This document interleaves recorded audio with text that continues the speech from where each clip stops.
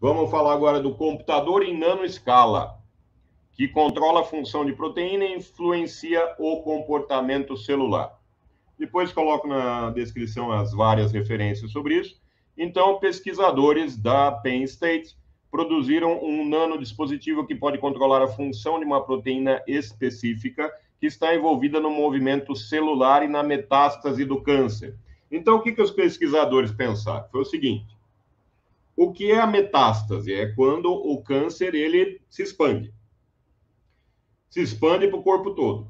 Para fazer isso, ele tem que, a partir de um determinado ponto, começar as células cancerosas começar a sair de lá e ir para outros lugares. Então, pensaram assim, e se a gente diminuir a mobilidade dessas células? Se elas não conseguirem se mexer? Então, a ideia foi justamente essa.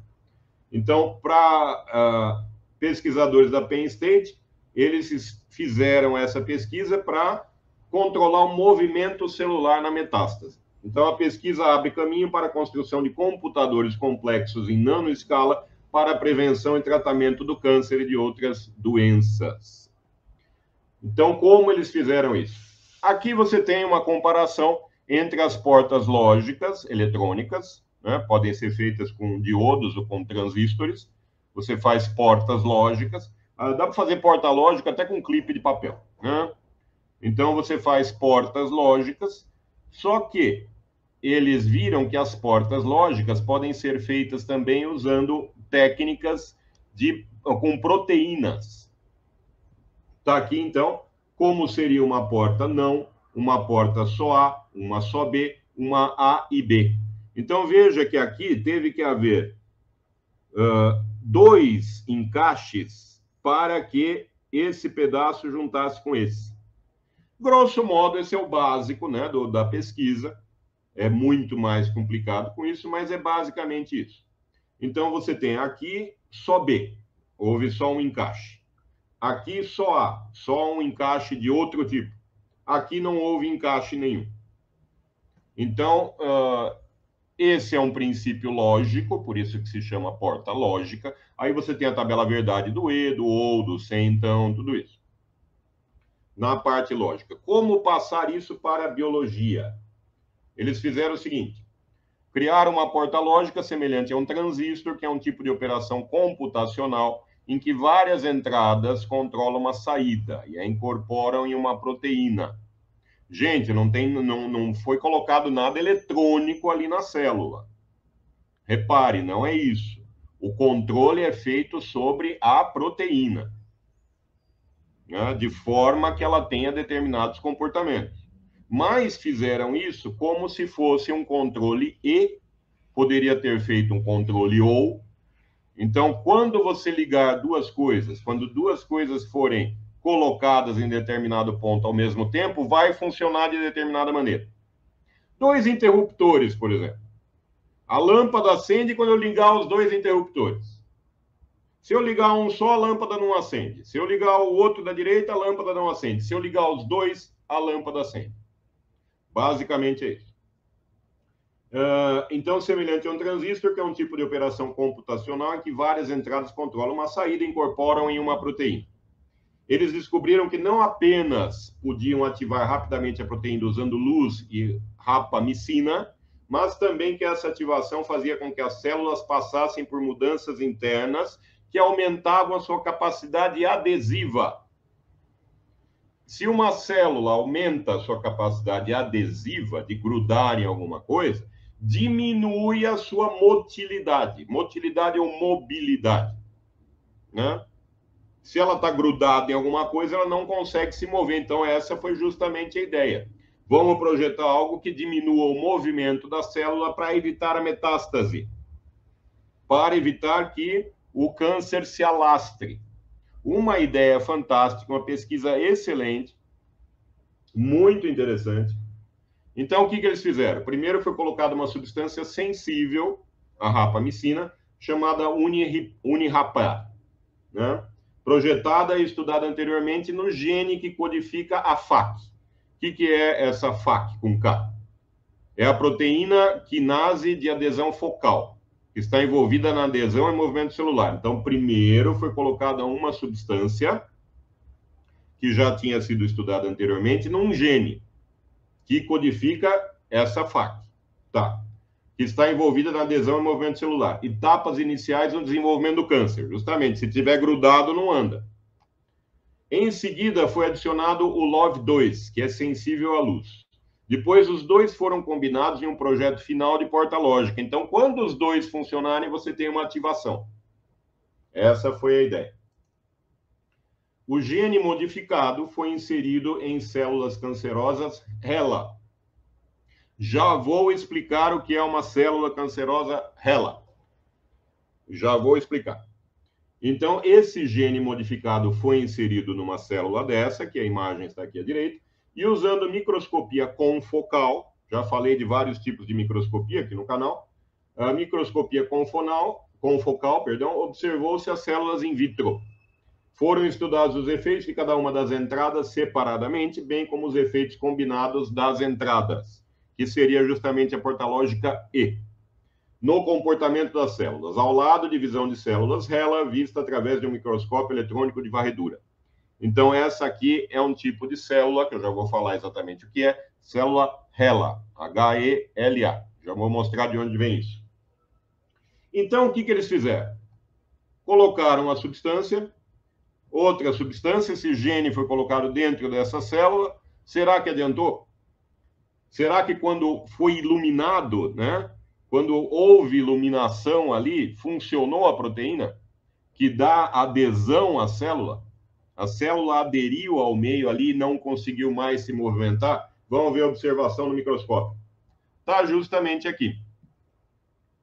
Então, veja, quando teve a luz, ao mesmo tempo que esse unirapar aqui, né, que é justamente para dar adesão, aqui antes, desligado, aqui ligado. Repare em volta da célula como tem essas partes iluminadas. Isso aqui é justamente a célula grudando no meio. Então, aqui em cima ela está livre, aqui embaixo ela começa a grudar, não vai conseguir se movimentar mais. Então, isso só funcionou usando essa porta lógica, digamos assim. Tá? Quando duas substâncias foram ativadas simultaneamente. Vamos lá. O que são, então, as células imortais? Uma linha celular imortal é uma população de células de um organismo multicelular. Gente, não é uma célula só que fica, né? É uma célula só que fica andando por aí com 80, 90, 100 anos. Não, não é isso. Não é isso, célula imortal. Você tem organismos, no sentido de multicelulares, vertebrados, inclusive, que eles vivem muito tempo. Eu preciso falar aqui no canal do tubarão da Groenlândia. Tubarão da Groenlândia tem espécies que já chegaram a 500 anos.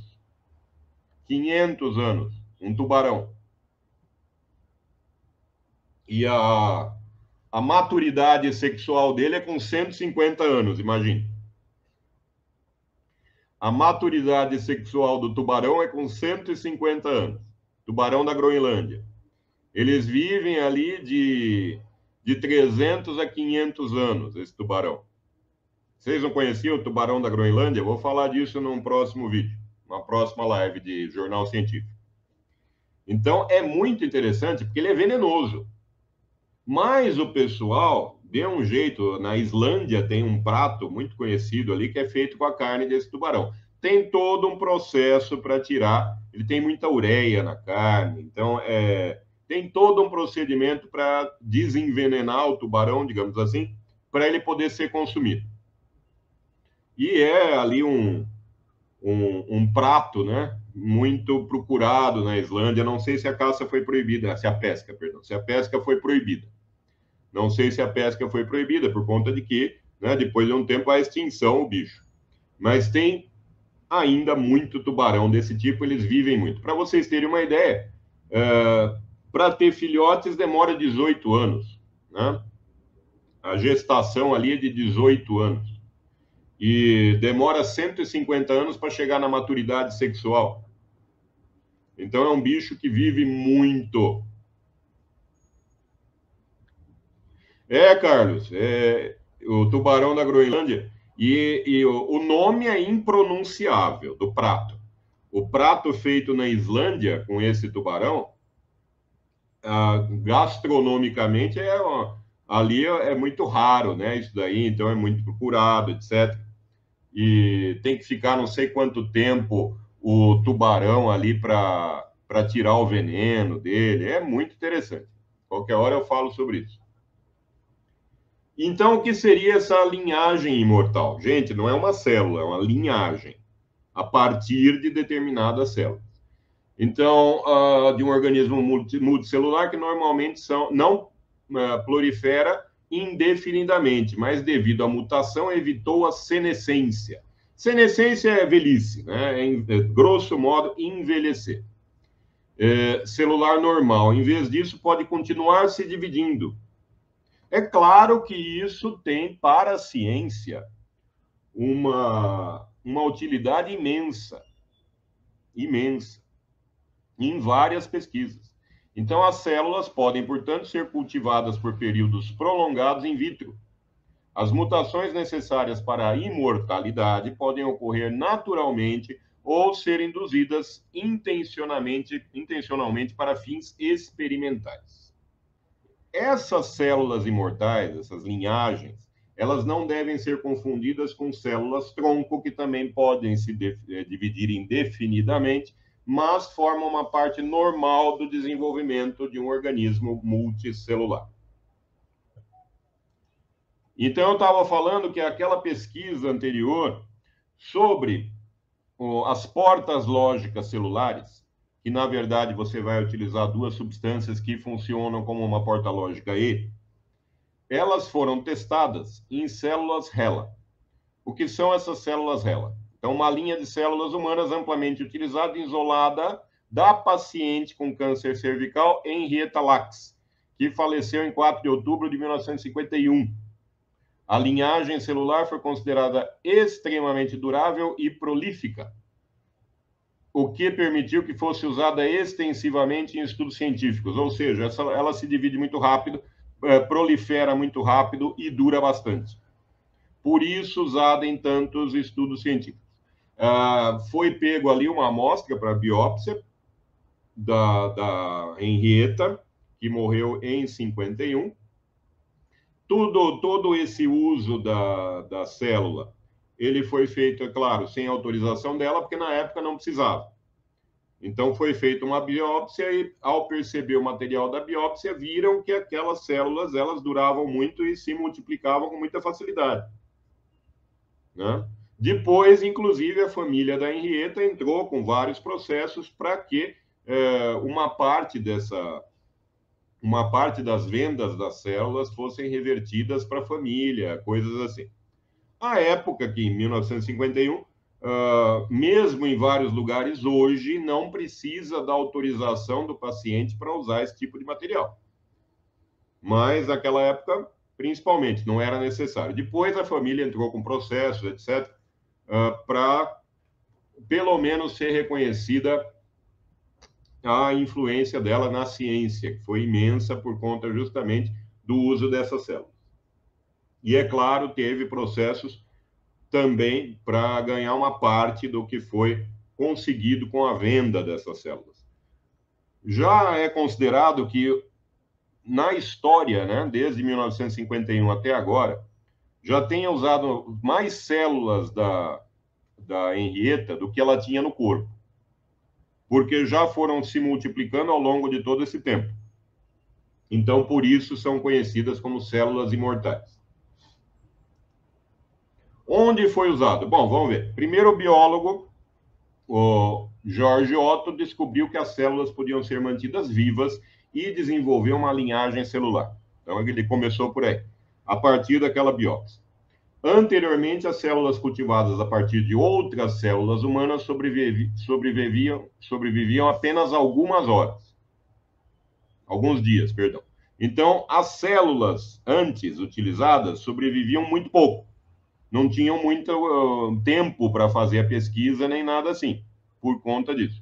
Só que o George Otto percebeu que as células do tumor da senhora Lax, ela tinha 5 filhos, se comportaram de maneira muito diferente. Então, as células dela, inclusive, foram usadas pelo Salk para testar a primeira vacina contra a poliomielite na década de 1950. Então, a vacina da polio teve sucesso também graças a Henrietta Lacks, graças às células dela. Então, na década de 60, as células HeLa, esse tipo de célula, foram enviadas no satélite soviético Sputnik 6. Fizeram muitos testes, já são bilhões dessas células que foram utilizadas ao longo desses anos. Bilhões. Mais do que tinha no corpo dela quando era viva. E são células da mesma linhagem, vindas dela, da Henrietta. Então, foram colocadas também essas células no Sputnik 6 e em missões espaciais humanas também, para determinar os efeitos de longo prazo das viagens espaciais. O que eles perceberam? Descobriram que as células HeLa, elas se dividiram ainda mais rápido na gravidade zero. Né? Perceberam isso, que esse tipo de célula se dividia ainda mais rápido quando no espaço. Então, mas essas células, elas são do corpo dela, né? São iguais às células que ela tinha no corpo? Não. Houve ali várias mutações.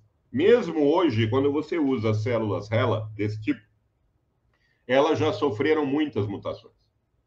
Então, o que aconteceu ali? A transferência horizontal é aquela que não é parental, que não é a partir de pai e mãe. Né? Então, o que aconteceu ali? É diferente, então, a transferência horizontal para as células cervicais humanas criou o genoma HeLa. Não é mais o genoma da Henrietta. Incluindo seu número de cromossomos. O número de cromossomos do HeLa é diferente do da Henrietta. É diferente de um ser humano. Então, as células HeLa estão se dividindo rapidamente em células cancerosas. E o número de cromossomos variou durante a formação do câncer e a cultura celular. A estimativa atual porque essa linhagem ela foi tendo mutações ao longo do tempo. Então, a estimativa atual é um número de cromossomos hipertriploides, 3N+, que significa 76 a 80 cromossomos totais. Então, o HeLa tem até 80 cromossomos, fora uns pedacinhos, excluindo fragmentos ali, tem 80 cromossomos, em vez, é claro, dos 46. Então, não estamos falando aqui de uma célula mais humana. Não é como se fosse isso. E vai havendo mutações ao longo do tempo. Acontece que essa célula ela pode ser usada para centenas de tipos de pesquisas. E a vantagem dela é que ela dura muito. Ela se prolifera, ela se divide com muita facilidade e ela vai ter uma vida bastante longa. Essa é a vantagem desse tipo de célula para estudo. Então, 80, tá. Com 22 a 25 cromossomos clonalmente anormais, conhecidos como cromossomos de assinatura HeLa. Então, não são humanos, no sentido de ter o número de cromossomos que teria um humano. Não. Certo? Só tem células HeLa para trabalhar com isso? Então, não, tem vários tipos. As células chamadas imortais, que têm essa proliferação rápida e uma vida mais longa, pode ser a 3T3, pode ser a A549, a REC293, a Jurkat, a OK ou a Vero. Tem todas essas linhagens de células usadas, a mais conhecida é a HeLa. Mas tem todas essas linhagens usadas para esses estudos. Então, elas são chamadas de células imortais. Certo, gente?